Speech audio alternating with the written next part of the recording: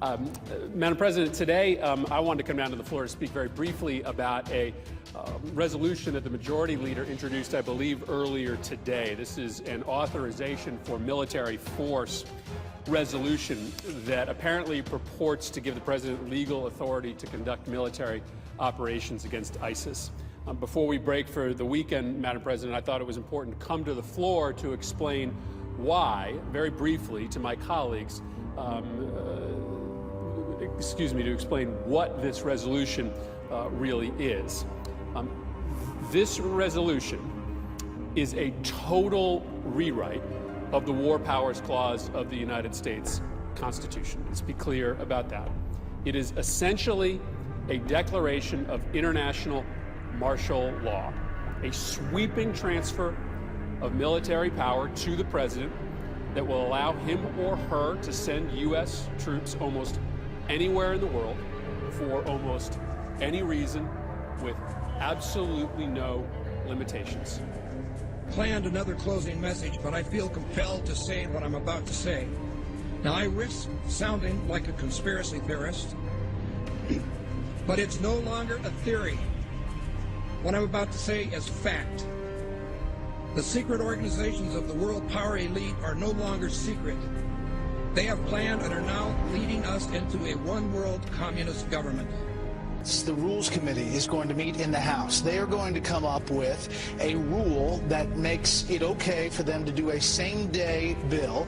So they'll pass this rule. It's, believe it or not, called martial law. Executive order signed by President Obama has sparked controversy on both sides of the political aisle. The National Defense Resources Preparedness Executive Order was signed quietly Friday night. It gives the president the power to control U.S. resources. There are new disturbing developments out of Washington tonight regarding the president's belief that he has the legal authority to assassinate U.S. citizens. Incredibly enough, it appears that our commander-in-chief actually believes that authority exists not only on foreign soil, but right here on American soil as well. But Senators McCain and Levin have added this legislation, which would authorize the president to declare the entire United States of America, all 50 states and all territories, to be a battlefield, right, even though there's no battle, thanks be to God, going on here. War on terror is different. And that would authorize him to use commander-in-chief authority in the United States, to use the military to arrest people in the United States who, in the president's opinion, are enemies of the country. Particularly to hear President Obama claim the power to keep people in prison indefinitely with no charges against them, no conviction, no sentence, just imprisonment. Joining us now is former Secret Service agent Dan Bongino. Dan, thanks a lot for joining us. What do you mean there's no such thing as gun control, only people control? Tell me what that means. Tucker, this is larger ideological ploy by this administration. They're not being authentic with America, whether it's the sequester, healthcare, or the gun control issue. What they do is they manipulate an emotional crisis, a national emotional crisis, to further an ideological agenda which involves the evaporation, the slow disintegration of your civil rights, your liberties, your ability to live and let live. And it's a disturbing pattern that, frankly, is really starting to get under my skin. David, why does the DHS need 450 million hollow point bullets? That kind of ammo that they purchased from ATK, hollow point ammunition, as you had explained, it's designed to, tear through human flesh and then expand. It's designed to kill people.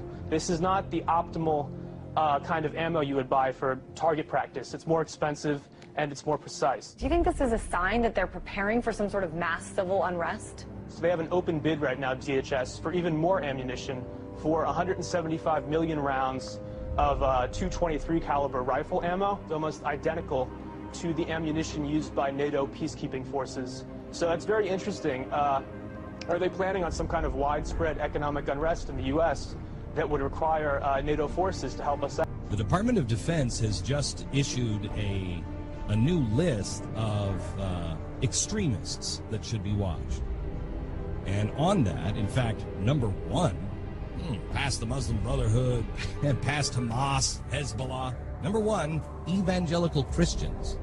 We begin tonight with a newly leaked U.S. Army military police training manual for what they are calling civil disturbance operations.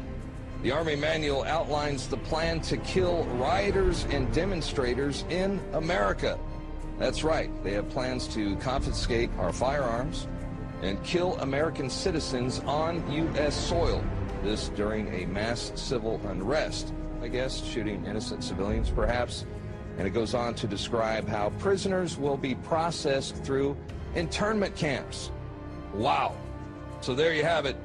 Our own military being trained for armed conflict with U.S. citizens.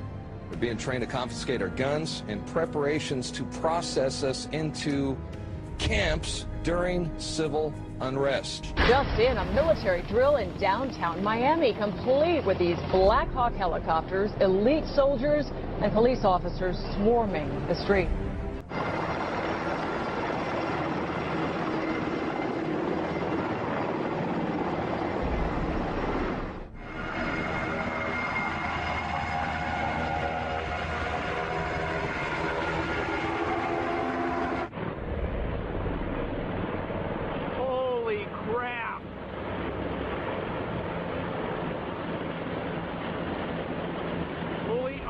Black Hawk? I told you they were coming. There's no lights on them.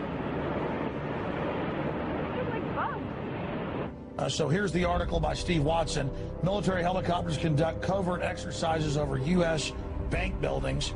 This is all part of other drills going on to acclimate the public to being attacked by our own military that are happening here in the United States. Here it is. LAPD and elite military units conducted extraordinary counterterrorism training in the skies above downtown LA tonight. At one point, they made what appeared to be a drop-off at a park. Within seconds of landing, the helicopter was back in the air. It was a strange sight in the skies over Los Angeles. Military Special Forces flying a practice mission last night, and there are more exercises scheduled for today.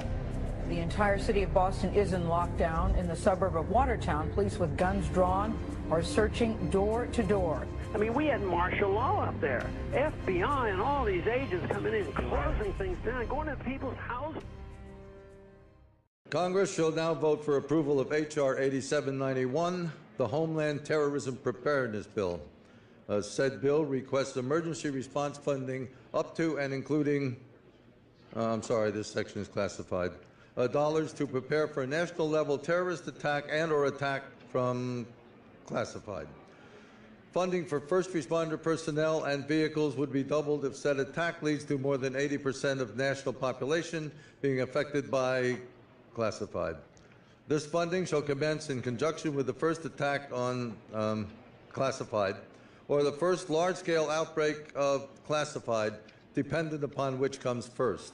Civilian and military units shall be trained in containment and combat of classified, including irradiated classified with possibility of classified airborne, classified flesh-eating, classified, and or all of the above in such event as classified spewing, classified escape, are released or otherwise become uncontrollable. Air Force units may also be directed to combat said classified due to their enormous size and otherworldly strengths. Should event occur in urban areas, Jesus, that's classified, far surpassing our darkest nightmares. Should casualties exceed classified body disposal actions, shall be halted and associated resources shall be reallocated to classified underground, classified protected birthing centers. New Bill of Rights shall be drafted and approved by classified. You better provision yourself. How do I know it's imminent? Well, first off, you have to understand, Alex, they've got the perfect cover right now with this election. This election, as you know, covers the news from morning till night. Nothing's out there, but there are tons of things going on. This economy is about to collapse. Look, they're not going to have a meeting with Biden, Obama, and the Federal Reserve lady. They're not going to have that meeting. They're not going to talk about what in that meeting? Martial law? Are you kidding me? Listen, it's coming. Is it coming this week? Is it coming next week? I don't know that, but I will tell you this. Every morning, Alex, every morning I wake up and I turn on the television and I turn it on to see, has it happened yet?